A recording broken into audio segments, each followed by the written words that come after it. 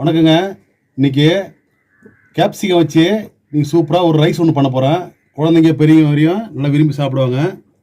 குடமிளகா தாங்க, குடமிளகா 2 எடுத்துருக்கேன் இன்றைக்கி. அதை வச்சு ரைஸ் பண்ண போகிறேன். ஃபஸ்ட்டு வானலை சூடு பண்ணி எண்ணெய் ஊற்றிக்குவோம். இப்போ ஈஸியாக பண்ணுறது,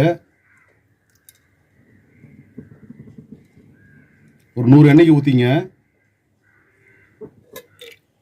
எண்ணெய் நல்லா சூடாகட்டும்.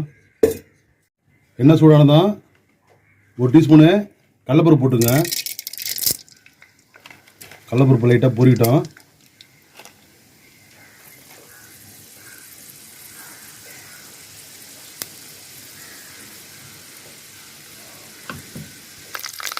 கூடவே 1 டீஸ்பூன் கடுகு போட்டுங்க.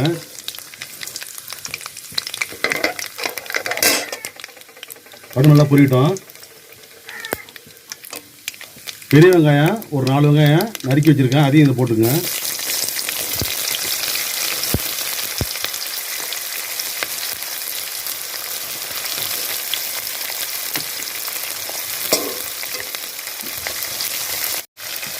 ஒரு 2 கொத்து கருவேப்பிலை போட்டுங்க. நல்லா ஆனியன் நல்லா வதங்கட்டும்.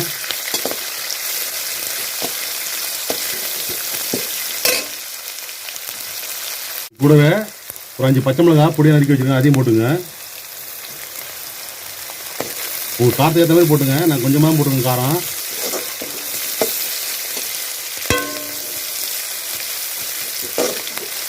இது கூடவே ஒரு 50 கிராம் முந்திரி பருப்பு, இதையும் போட்டுங்க.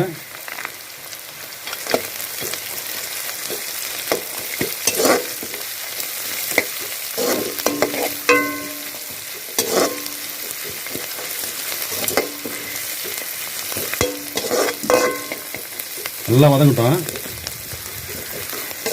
கூட இஞ்சி பூண்டு பேஸ்ட்டு 1 டீஸ்பூன் போட்டுங்க.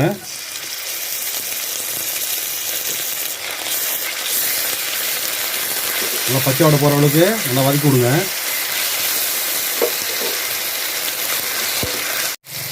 ஒரு 4 தக்காளி பொடிசா நறுக்கி வச்சுருக்கேன், அதையும் இது கூட சேர்த்துக்குங்க. தக்காளி நல்லா வதக்கி விடுங்க.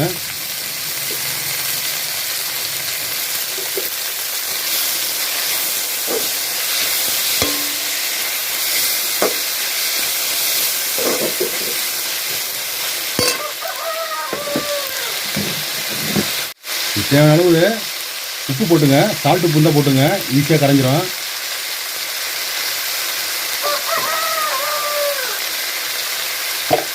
தேவைன்னா ஒரு பாத்திரம் போட்டுக்கலாம். குயிக்காக வதங்கணும். இந்த ரைஸ் பார்த்தீங்கன்னா ஒரு 4 பேர் சாப்பிட்ற அளவுக்கு நம்ம செய்கிறேன். ஒரு 1/2 கிலோ அரிசி, பாசுமதி அரிசியை வேக வச்சு நல்லா உதிரியாக வச்சு வச்சுக்கணும்.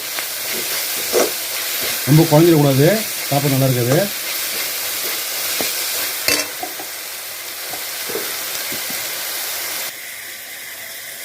இதுமாரி உதிரியாக இருக்கணும் சாப்பாடு, அப்போதான் நல்லாயிருக்கும்.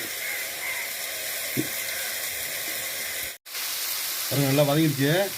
கடைசியாக ஒரு 2 குடமிளகாய் பொடிசாக கட் பண்ணி வச்சுருக்கேன், அது ஒன்றா சேர்த்துங்க.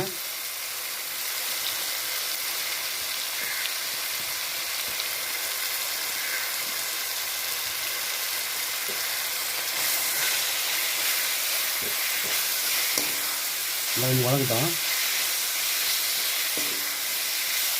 குடமிளகாய் போய் கடைசியாக போட்டால் தான் ஓரளவுக்கு மீடியமாக இருக்கும், வெந்ததும் சாப்பிட நல்லாயிருக்கும்.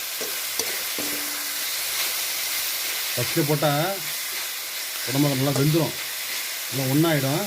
எடுத்து சாப்பிட்றதுக்கு நல்லா இருக்காது. இது தனித்தனியாக எடுத்து சாப்பிட்லாம்.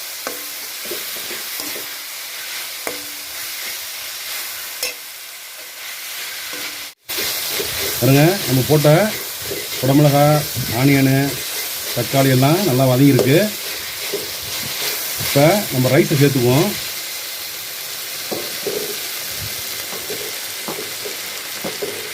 ரைஸ் போட்டு எல்லாம் ஒன்றா கிண்டிக்க வேண்டியதான்.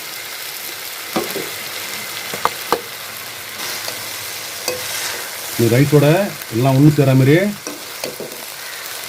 தீயை கம்மியாக வச்சு நல்லா கிண்டி விடுங்க. டேஸ்ட்டாக இருக்கும். இதுமாரி காரம் கம்மியாக போட்டு பசங்களை பண்ணி கொடுங்க, நல்லா சாப்பிடுவாங்க.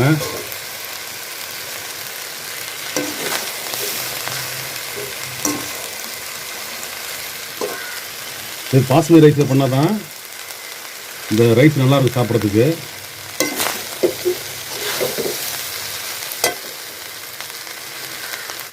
நல்லா கிண்டியாச்சு. இப்போ இறக்க நேரத்தில் ஒரு 1/2 டீஸ்பூனு வெறும் மிளகாத்தூள் கொஞ்சம் போட்டுங்க. உங்களுக்கு தேவைன்னா தான், இது ஆப்ஷனல் தான். ஏற்கனவே பச்சை மிளகா போட்டிருக்கு, உங்களுக்கு காரத்துக்கு ஏற்ற மாதிரி போட்டுங்க. காரம் வேணுங்கிறவங்க போட்டுங்க, அவ்வளோதான். இப்போ இறக்க போகிற நேரத்தில் கொஞ்சம் கொத்தமல்லி போட்டுங்க. கொத்தமல்லி போட்டு கொஞ்சம் கிண்டுங்க. ஒரு 5 நிமிஷம் கிண்டி விட்டுட்டு அப்படியே இறக்கிட வேண்டியதான்.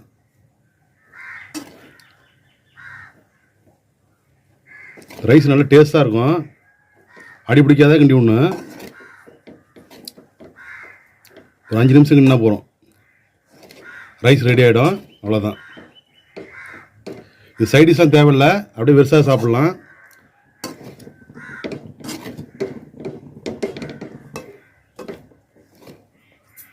பாருங்கள், உதிரி உதிரியாக இருக்குது பாருங்கள். ரைஸ் இப்படி உதிரி உதிரியாக இருந்தால் தான் டேஸ்ட்டாக இருக்கும், சாப்பிட்றதுக்கும் நல்லாயிருக்கும்.